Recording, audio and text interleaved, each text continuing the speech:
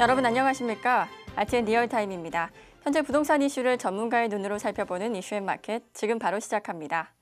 공급 과잉과 금리 인상, 가계부채 등 여러 가지 악재가 겹친 가운데 현재 부동산 시장은 한 치 앞을 내다보기 힘든 상황입니다.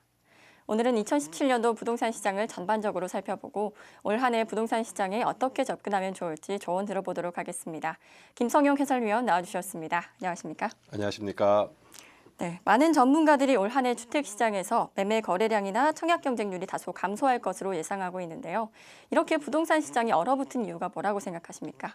지난해와 비교했을 때 갑자기 올해 이제 좀 감소하는 부분 자체는 정부에서 발표한 대책 자체에 대한 영향이 좀 가장 크다라고 좀 말씀을 드릴 수 있는데요.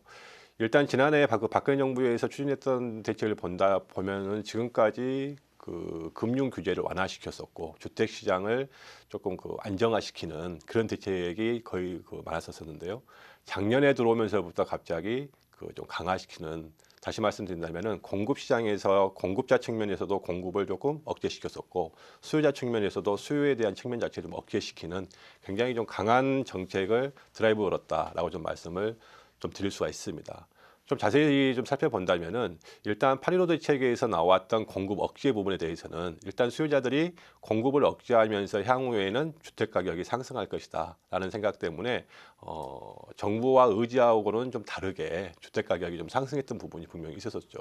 그러다 보니까 11.3 대책을 통해서 정부에서는 수요자 부분에 대한 대출 규제 또는 청약 규제를 강화시키면서 공급과 수요 두 부분의 모든 것을 좀 강화시키는 그런 드라이브가 성공하면서 전체적으로는 주택 가격이 좀 하락하고 있는 입장인데요. 가장 크게 됐던 부분에 대해서를 요적적으로 본다면은 그로 인해서 좀 자금에 대한 유동성이 좀 떨어진 거죠. 자금에 대한 유동성이 떨어지면서 좀 다시 말씀드린다면은 돈이 없습니다. 주택을 매입하고 싶어도 주택이 너무 고가이기 때문에 그 주택은 자기 자본, 내가 가지고 있는 돈을 가지고서는 매입할 수 없는 거거든요. 그래서 금융권에서 대출을 받아서 하는 부분이 굉장히 많습니다. 많은데 금융권 자체에서 뭐 DTI나 LTV 같은 경우에도 과밀 억제권령 같은 경우에는 6월 말 넘고 7월 1일부터는 다시 그 규제를 완화했던 그 전 단계로 다시 강화시키는 그런 부분이 좀 있고요. 또 새로운 제도죠. DSI라고 해가지고 내가 가지고 있는 그 이익금의 전체 부채 비율을 해서 그 나머지 여분만 대출을 받을 수 있는 그런 제도를 다시 내놓으면서 수요자들이 대출을 좀 받기가 많이 어려워졌죠. 또 전체적으로는 또 이제 미국 기준금리 같은 경우도 있으면서 전체로 본다면은 금리 인상폭 때문에 주거 비용이 증가하면서 전체적인 입장에서 주택시장에서 매입을 하는 수요자들의 좀 그런 관심이 많이 떨어졌다. 그렇게 좀 정리를 할 수 있을 것 같습니다. 네, 작년에 미국에서 금리 인상을 한 후에 우리나라 주택시장을 포함한 부동산 시장이 술렁이고 있습니다. 미국의 기준금리와 우리나라 부동산 시장은 어떤 상관관계가 있는 겁니까? 그렇죠. 우리 시청자 여러분들 좀 궁금한 부분이 있으실 겁니다. 전문가들이나 아니면은 또 뭐 매스컴에서 하는 말이 자꾸 주택시장이나 부동산 시장을 이야기를 하면서 미국 금리에 대한 부분을 자꾸 예로 들어서 이야기를 많이 하는데요. 미국에서 기준금리를 올리게 된다면은 우리나라에 투자되었던 달러가 유출을 하게 돼 있습니다. 그러니까 다시 말씀드린다면은 미국의 기준금리가 오르고 우리나라에서 기준금리가 오르지 않는다면 우리나라에 있는 안정적인 자산, 다시 말씀드린다면은 우리나라 국채에 투자했던 보유죠. 외환액이 다시 미국으로 넘어갈 수 있다는 거죠. 그렇기 때문에 우리나라에서는 그 외환이 나가는 것을 막기 위해서는 기준금리를 올릴 수밖에 없는 입장입니다. 그런데 미국 같은 경우에서는 이번에 이제 대선이 끝나서 지금 트럼프가 20날부터는 취임을 해서 전체적인 이제 대통령 시작하지 않습니까? 그렇기 때문에 어느 정도 리스크가 좀 해소되는 부분도 있지만 우리나라 같은 경우에는 이 기준금리를 올리기 위해서는 실업률과 인플레이션 또 경제 성장률 이 3대 지표를 봐서 어느 정도 수준에 이게 육박해야지만이 기준금리를 올릴 수밖에 없는 그런 입장인데 그럼에도 불구하고 우리나라 같은 경우에는 지금 실업률이 보통 3% 정도 내외가 돼야지만이 되는 부분이 있는데요. 우리나라 같은 경우에는 지금 지난해 2016년도 같은 경우에는 거의 지금 4%, 3% 후반대에 지금 머물러 있고요. 올해 같은 경우에는 이제 4%가 넘어갈 거라는 지금 그런 말도 있거든요. 이런 부분이 좀 있고요. 경제 성장률 같은 경우에는 초에 1월 달에 우리가 2.8% 정도는 아마 성장을 할 것이다라고 나왔었지만은 지금 뭐 1월 15일이 지나서 지금 뭐 중순밖에 안 됐지만 지금 같은 경우에는 뭐 2.6%로 뭐 중반 정도로 좀 떨치지 않습니까? 결론적으로 본다면은 이 경제 성장률도 3% 정도가 넘어가야지만이 금리 자체 기준금리를 조금 그 상승시킬 수 있는 부분이 있는데 이런 부분이 그 아직도 증가가 되지 않는 그런 입장에서도 기준금리를 올리게 된다면은 이런 실업률이 좀 떨어지고 경장 성장률이 올라가면서 주택 시장에 영향을 주어서 이 주택 시장이 전체적으로 매매 시장은 조금 상승하고 전세 시장은 조금 하락하는 그런 분위기가 돼야지 맞는 건데 그럼에도 불구하고 그런 그 여건이 되지 않음에도 불구하고 미국에서 기준금리의 상승 올해 지금 3번에 걸쳐서 지금 그 점진적 단계를 통해서 지금 증가를 시키겠다 상승시키겠다 그런 말이 있지 않습니까? 그렇기 때문에 거기에 의해서 우리나라 기준금리가 오르게 된다면은 우리나라에 갖고 있는 경제 지표와 맞지 않기 때문에 전체적으로는 주택 시장에 가장 큰 영향이 올 수밖에 없고 그런 상관관계 때문에 미국 기준금리가 우리나라 부동산 시장이나 특히 주택 시장에 끼치는 영향은 굉장히 크다라고 좀 말씀을 드릴 수 있을 것 같습니다. 네, 그렇군요.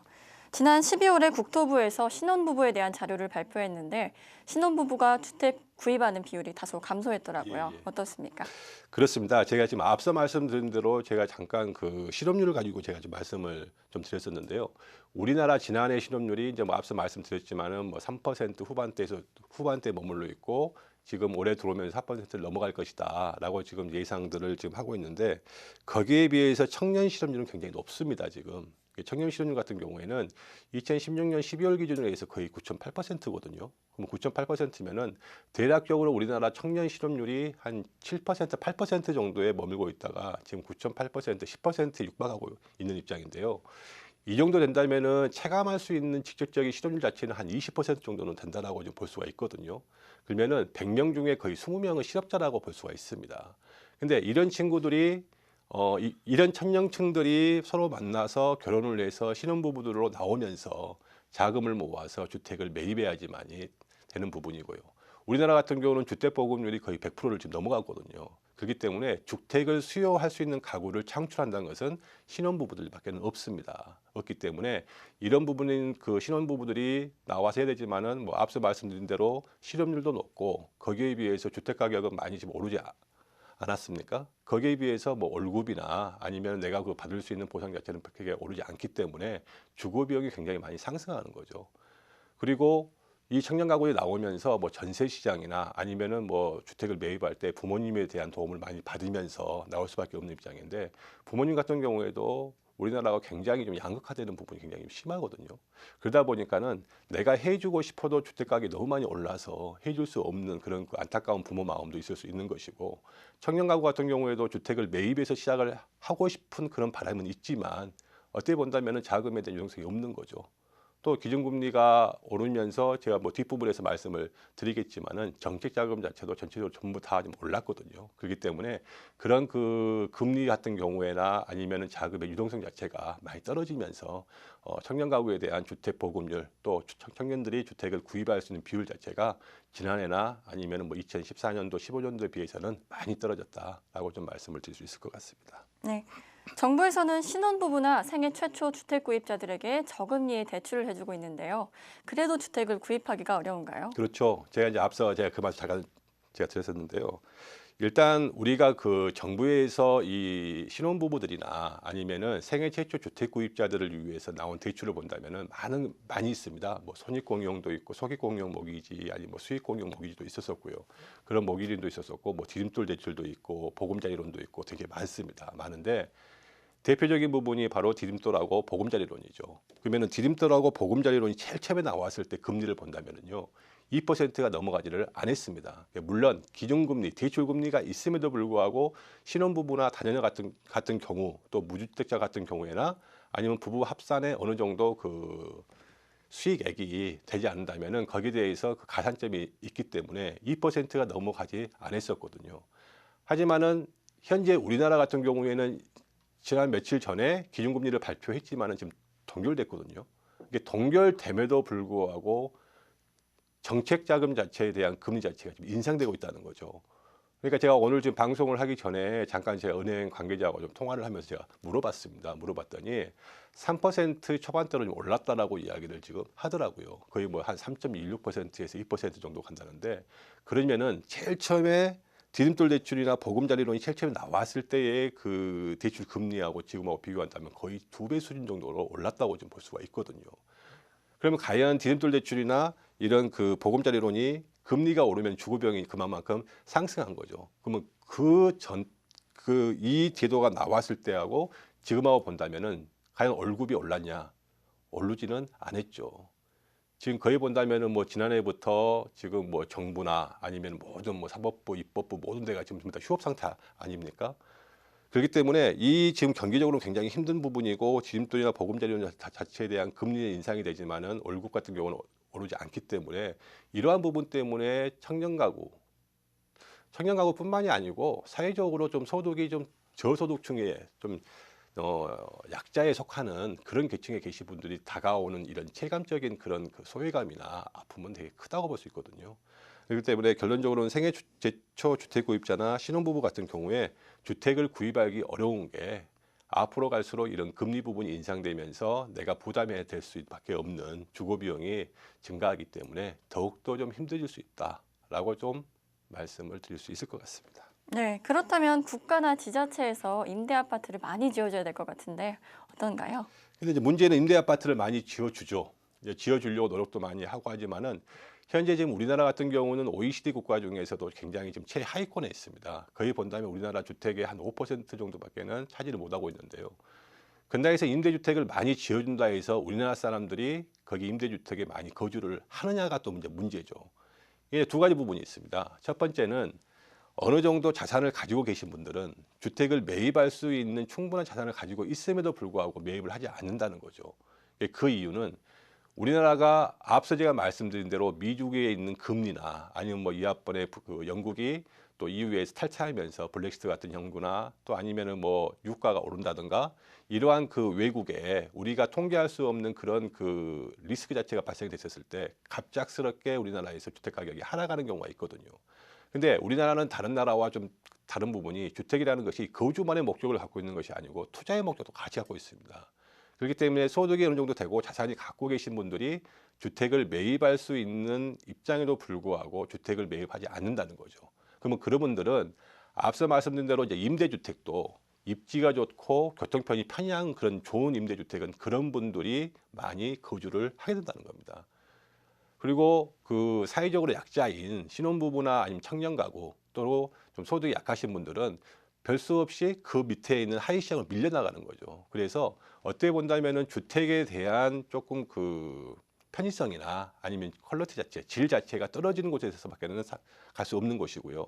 그런 입지가 먼 곳 같은 경우에는 주택 가격은 저렴하지만 내가 출퇴근을 하기 위해서 지불해야 되는 교통비용 같은 경우에나 또 시간적인 비용이 굉장히 많이 들어간다는 거죠. 그러면 임대 아파트를 많이 지어줘야 됨에도 불구하고 그러한 비용 발생이 많이 된다면, 그게 과연 주거 비용이나 그런 교통 비용 같은 기회 비용 자체가 뭐 그 비용이 그 비용 아니겠습니까? 그렇기 때문에 그 청년 가구나 아니면 사회적 약자들은 내가 다 가지고 있는 그런 그 비용에 대한 그 어느 정도 분포는 거의 같기 때문에 많이 힘들거든요. 그래서 임대 아파트 같은 경우에는 많이 지어줘야 되는데, 좀 입지를 좋은 곳에 좀 이렇게 입지를 할 수 있게끔, 또 혼합해서 좀 지어줄 수 있게끔, 이 앞에 본다면 노무현정권 때 뭐 시프트 제도 같은 경우가 참 좋은 제도였죠. 그렇게 좀 가는 게 좀 좋을 것 같고요. 서울시에서 시작을 해서 지금 이제 정부에서 했던 부분이 바로 이제 뉴스테이죠. 뉴스테이라는 것은 중산층을 위한 부분입니다. 그러니까 금융위기 이후에 우리나라의 그 전세 가격이 많이 증가하기 때문에 그 전세 가격에 대한 아픔을 조금 덜어주고자 중산층을 타겟으로 해서 정부에서 제공한 부분이 바로 이제 뉴스테이거든요. 근데 이 뉴스테이는 8년 계약, 최장기 8년 계약을 하면서 5% 연당 5% 이하의 인상률이 있기 때문에 되게 좋습니다. 좋은 부분이고 8년 이후에 또 분양을 받을 수가 있죠. 그렇기 때문에 결과적으로는 이런 뉴스테이에 많은 수요자들이 지금 몰리고 있습니다. 이게 몰리고 있지만 몰린 수요자를 본다면은 제가 해설하기 앞서 제가 말씀드렸던 어느 정도 좀 소득이 있는 자산이 충분한 분들이 거기를 많이 들어가기 때문에 그런 분들은 제가 봤을 때 얼마든지 매매 시장으로 전환될 수 있는 매매 수요자들이거든요. 그런 부분이어서 좀 그런 중상층을 타겟으로 하는 뉴스테이하고 저 뭐 임대주택 아니면 또 좀 하위층이나 아니면 상대적으로 약자 계층을 하는 임대 아파트하고 구분을 할 때 좀 구분을 해서 서로 좀 다르게 대책을 좀 세우는 것이 맞지 않는가 그렇게 좀 말씀을 드리고 싶습니다. 네. 올해는 주택 공급이 증가해서 전세 시장이 조금 안정될 거라는 전망이 많은데요. 어떻게 보십니까? 그렇습니다. 전세 시장이 안정된다고 보는 부분은 일단은 금융위기 이후에 유례 신도시나 또 마곡 신도시 또 아니면은 수도권 이기 수도권의 중심으로 해서 아파트에 대한 공급량이 되게 많았었죠. 또 이제 분양 물량이 되게 많았었습니다. 많기 때문에 올해부터 시작해서 내년까지 또 내후년 초반까지는 입주 물량이 되게 많죠. 올해 같은 경우도 거의 뭐 입주 물량이 아파트만 본다 해도 한 40만 가구 정도 되는데요. 우리나라에서 2011년부터 2020년까지 이 장기 주택 공급 계획이라는 그 계획안이 있습니다. 그 계획안을 본다면은 연당 우리가 필요한 그 입주량을 한 35만 가구에서 40만 가구 정도를 지금 보고 있거든요. 그러면 철거해야 될 매해 철거되고 멸실해서 없어지는 주택량을 한 30만 가구에서 35만 가구를 보고 있습니다. 그러면은 35만 가구에다가 5만 가구에서 한 7, 8만 가구를 더해서 거의 한 40만 가구 정도가 입주가 된다면은 가능하다라고 계획을 했지만은 벌써 올해 같은 경우에 입주 물량이 아파트만 보더라도 거의 뭐 한 40만 가구에 가깝지 않습니까? 그렇기 때문에 입주 물량이 무조건 많기 때문에 아마 전세 물량이 조금은 떨어질 것이다. 전세 물량이 많이 되기 때문에 전세 가격이 조금 떨어지고 보합이 될 것이다. 라고 좀 예상하는 부분이 좀 있긴 있습니다. 하지만은 큰 복병이 앞서 말한 대로 이제 금리 부분이죠. 금리 부분에 의한 그 거주 비용 자체가 증가하면서 또 매매 가격이 떨어진다면은 전세 가격은 상승할 수밖에 없는 입장이거든요. 하지만은 우리나라 전세 시장을 본다면 좀 특이합니다. 다른 나라 같은 경우는 전세라는 제도가 아예 없죠. 그냥 월세 시장하고 매매 이 두 개로 좀 보고 있는데 우리나라 같은 경우는 이 전세 제도라는 것이 어떻게 본다면 입주자 입장에서 임차인 입장에서는 내가 매매로 가기 전에 주택을 좀 모아놓고 거주하는 그런 목적이 되게 많거든요. 많은 부분인데 이 전세 가격 자체가 너무 많이 오르기 때문에 어떻게 보면은 은행에서 전세금 대출을 해줄 수밖에 없는 그런 정책을 폈었었고요. 또 은행에서는 전세금에다가 일정 부분에 대해서 대출을 해준 부분이 분명히 좀 있거든요. 그래서 전세로 사시는 분들도 어떻게 본다면 그게 이제 전세가 아니고 그 사람들이 다 다가오는 실질적인 부분에 대해서는 월세 계정입니다. 그러니까 월세를 집주인한테 주는 것이 아니고 은행에 월세를 주는 부분이죠. 이런 부분이 이제 금리가 상승하면서 그 역시도 거주 비용 자체가 많이 증가하기 때문에 이런 부분도 어떻게 본다면은 전세 수요에서 좀 감소할 수 있는 영향이 될 수 있습니다. 그렇기 때문에 종합적으로 본다면은 좀 지역별로 좀 양극화 현상이 나타날 수가 있지만 서울시 같은 경우나 또 서울시에서 강남 지역 또 수도권 중에서도 수도권 남부 지역을 중심으로 해서는 전세 가격이 어느 정도는 좀 상승하거나 아니면 보합세에 좀 머무를 것 같고요. 지방이나 또 지방에서도 혁신도시를 중심으로 해서 많은 공급 물량이 있었거든요. 그 주변을 해서는 전세 시장에 대해서는 어느 정도 좀 안정세가 좀 되지 않을까 그렇게 좀 예상을 할 수 있을 것 같습니다. 네, 그렇다면 월세 시장은 어떻습니까? 월세 시장 같은 경우에는 전세 시장의 수요 물량이 빠져서 월세 시장으로 좀 넘어갈 수 있는 부분이 분명히 있습니다. 그래서 월세 시장에 볼 수 있는 수요자는 분명히 좀 증가를 할 수가 있는데요. 월세를 공급하는 이제 공급자가 두 가지 측면을 볼 수가 있습니다. 그게 이제 첫 번째는 그 관에서 해줄 수 있는 부분이죠. 정부에서 해줄 수 있는 부분에 대해서는 공공임대를 하는 부분이 앞서 말씀드린 대로 뭐 뉴스테이나 아니면 이제 임대주택 부분이나 행복주택도 있는데 일단은 이게 이제 어느 정도 건립이 돼서 개발을 해서 입주가 하기까지는 어느 정도 시간이 있습니다. 그리고 전체 물량 중에서 그 물량이 차지한 물량이 그렇게 크지가 않거든요.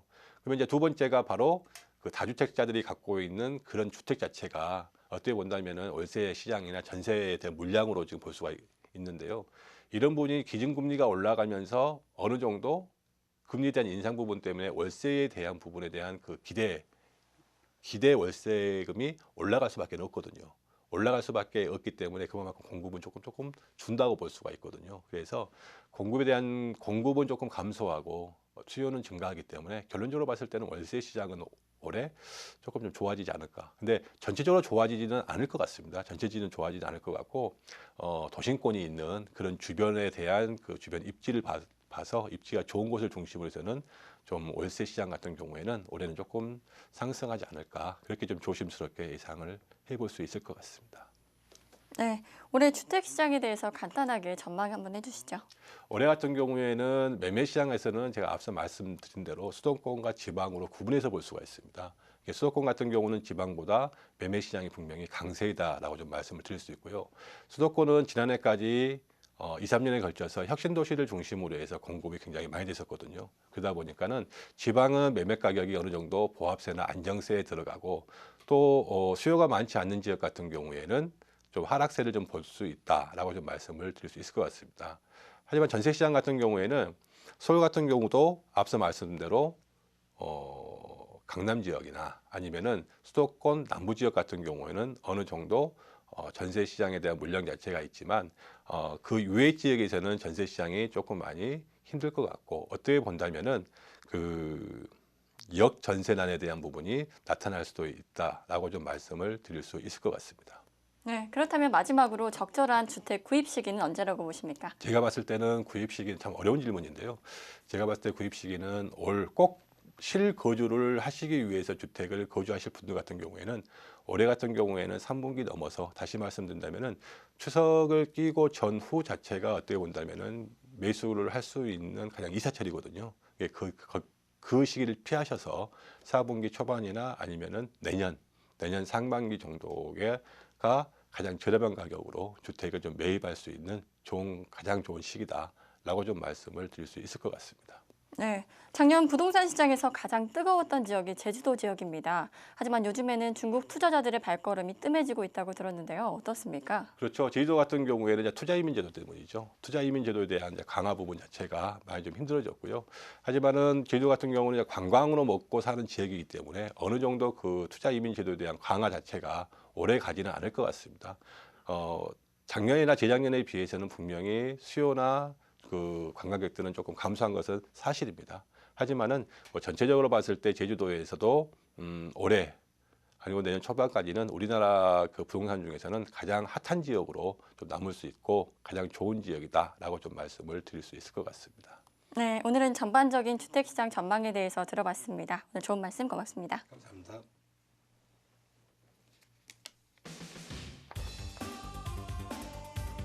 LH는 18일 2017년 공동주택용지 공급계획 설명회를 개최한다고 밝혔습니다. 이번 설명회에서는 LH가 건설사와 시행사를 대상으로 올해 시장에 출시 예정인 공동주택용지의 연간 공급 물량, 공급 시기, 단지별 특장점 등에 대해 설명하고 부동산 경기를 전망할 예정입니다. LH가 올해 공급하는 공동주택용지는 109필지 409만 제곱미터 수준으로 이 중 35필지는 102만 제곱미터는 추첨을 통해 일반 매각하고 20필지 87만 제곱미터는 뉴스테이 공공임대리츠 등 LH가 사업에 참여하거나 시공사로 참여합니다. 공급 설명회 참석은 별도의 신청 없이 당일 현장 방문이 가능하며 자세한 사항은 LH 판매 보상기획처로 문의하길 바란다고 전했습니다.